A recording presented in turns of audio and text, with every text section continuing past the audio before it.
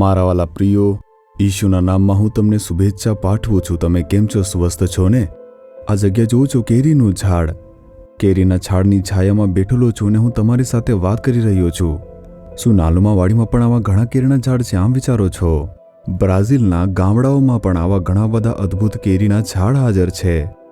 અમે બ્રાઝિલ દેશની ભૂમિમાં સેવા કાર્ય માટે ગામમાં આવ્યા છીએ અને અહીં જે છે સેવા કરતી એક સંસ્થા જોવા મળી છે ને હું ત્યાંથી જ તમારી સાથે વાત કરી રહ્યો છું. આ જગ્યાએ પણ ખૂબ જ સુંદર એવા કેરીના ઝાડ છે અને કેળાના ઝાડ પણ અહીં હાજર છે. તેઓ અહીં બગીચાઓની અંદર શાકભાજીના ઝાડ પણ ઉગાડી રહ્યા છે.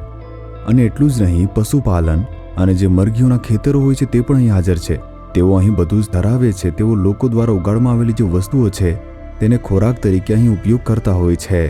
સારું, તમે પણ ઘરે શાકભાજીના આવા બગીચાઓને બનાવી શકો છો અને ફળ આપતા જે વિવિધ વૃક્ષો છે તે પણ ઉગાડી શકો છો.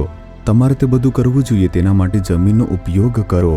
ભલે તમારી પાસે નાની જગ્યા હોય તો પણ તમે મરચાના જે ઝાડ હોય છે તે ઉગાવી શકો છો. ટામેટા જેવા શાકભાજી ઉગાડી શકો છો. આવક વધારી શકો છો અને તે આવક દ્વારા તમે અન્ય પૈસા પણ બચાવી શકો છો. આપણે આ કરવું જ જોઈએ. સારું, પ્રભુ મને કયું વચન આપે છે? શું આમ વિચારી રહ્યા છો? માથી 10મો અધ્યાય તેની 31 કલમ જુઓ.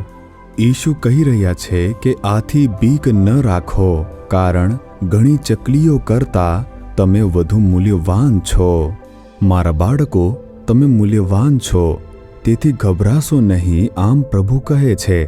થોડોક ભય તમારા હૃદયમાં હશે. તે કદાચ ભવિષ્યનો ભય હશે, તમારા બાળકોના જીવનને લઈને ભય હશે, તમારી જરૂરિયાતોને લઈને ભય હશે, કોઈ બીમારીને લઈને ભય હશે, અથવા તમારા પરિવારમાં શરૂ થયેલી કોઈ સમસ્યાનો અંત કેવી રીતે આવશે તેનો ભય હશે. કોઈ પણ બાબતનો ભય હશે. ત્યારે પ્રભુ કહે છે, તમે શા માટે ડરો છો? ગભરાશો નહીં, કારણ કે તમે વધુ મૂલ્યવાન છો. પ્રભુ કહે છે કે તમે ઘણી ચકલીઓ કરતાં પણ વધુ મૂલ્યવાન છો. પ્રભુ આ સરખામણી કેમ કરે છે? શું આપણે ચકલીઓને જોઈ નથી? ઈસુ ખ્રિસ્તના સમયકાળમાં તેઓ ચકલીઓને પકડીને વેચતા હતા. હવે પણ શું પક્ષીઓને દેખાડવા માટે પિંજરામાં મૂકી દેતા નથી અને વેચતા નથી? પ્રભુ અગાઉના વચનની અંદર આ રીતે કહે છે કે શું 2 ચકલીઓ તે એક તાંબાના સિક્કાની અંદર વેચાતી નથી? 2 ચકલીઓ એક તાંબાના સિક્કામાં વેચાઈ જાય છે, પરંતુ પરમેશ્વરની ઈચ્છા વિના તેમાંથી એક પણ જમીન પર પડતી નથી. કોઈ તેમને પકડી શકતું નથી. તમે તેમના કરતાં વધુ મૂલ્યવાન છો. જે પેલી ચકલીઓ છે તેની કરતાં તમે વધુ મૂલ્યવાન છો અને તમારી પાસે એક અમૂલ્ય આત્મા છે. હું તમારા માટે વધસ્તંભ પર મરી ગયો છું. તો પછી તમારે શા માટે ડરવું જોઈએ? આવી રીતે પ્રભુ કહી રહ્યા છે. એથી પરમેશ્વર આપણને કેવી રીતે જુએ છે? એક મૂલ્યવાન તરીકે. તે પક્ષી જેવું કે પ્રાણી જેવું નથી. કેટલાક કહે છે કે તેઓ આગામી જન્મની અંદર કૂતરા બની જશે, બળદ બની જશે, મરઘી બની જશે. તે એવી રીતે જન્મશે, એવી રીતે કહેતા હોય છે. આવું તે બિલકુલ થતું નથી. મનુષ્ય તેઓ સૃષ્ટિનું એક શિખર છે. માણસ પાસે એક આત્મા છે, જ્યારે પ્રાણીઓ પાસે તે નથી. તેથી માણસ તે પ્રાણી તરીકે અથવા બીજું કંઈ પણ તરીકે જન્મ લેશે નહીં. આવી ખોટી માન્યતા ફેલાઈ છે, તે તમે જાણી લો.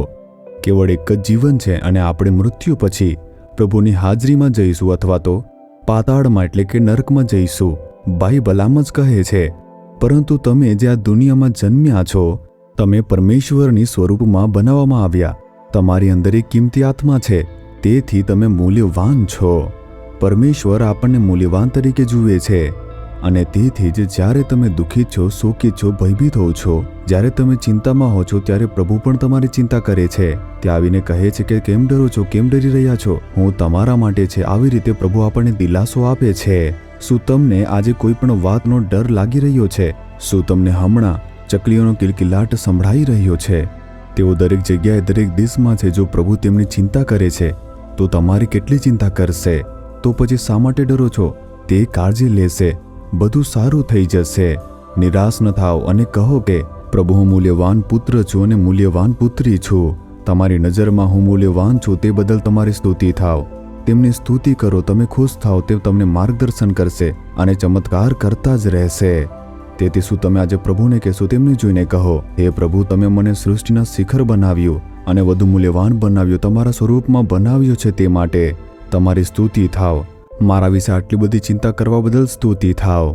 તમે મારા બધા જ કાર્યોનું ધ્યાન રાખો છો, તે માટે તમારી સ્તુતિ થાઓ. અને હું ડરીશ નહીં. જો આ કહેશો તો તમારા જીવનમાં ચમત્કાર થતો જોશો. તમારે ડરવાની જરૂર નથી. તમે આ વાક્યને કબૂલ કરો અને તેમની સ્તુતિ કરો. શું તમે પ્રભુને જોઈને કહેશો કે હે પ્રભુ, મને એક મૂલ્યવાન વ્યક્તિ તરીકે બનાવવા બદલ તમારી સ્તુતિ થાવ. તમારો આભાર પ્રભુ.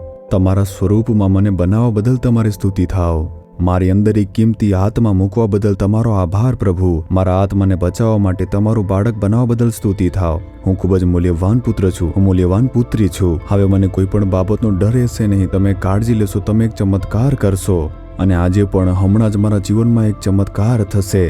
હું તેમાં વિશ્વાસ કરું છું. ચમત્કારની અપેક્ષા રાખું છું. ઈસુ ખ્રિસ્તના નામમાં આમેન, આમેન. જીસસ રીડીમ્સ ગુજરાતી યુટ્યુબ ચેનલને સબસ્ક્રાઇબ કરો. દરેક નવા કાર્યક્રમની માહિતી મેળવવા માટે બેલ આઇકન પર ક્લિક કરો.